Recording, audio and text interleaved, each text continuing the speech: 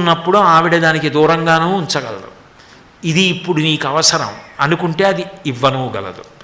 ఆమె ఇచ్చిన అనుగ్రహం, ఇవ్వకపోయినా అనుగ్రహం, అందులో ఏదో ఉంటుంది, లేకుండా మాత్రం ఉండదు. అది మాత్రం పరమ సత్యం.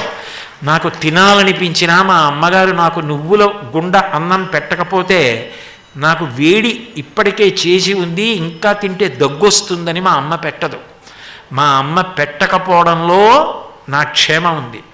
మా అమ్మ పెట్టినా నా క్షేమం ఉంది.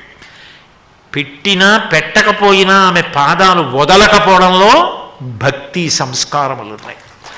అటువంటి తల్లి కొలువైనటువంటి విజయవాడ పట్టణానికి లోటెక్కడుంది?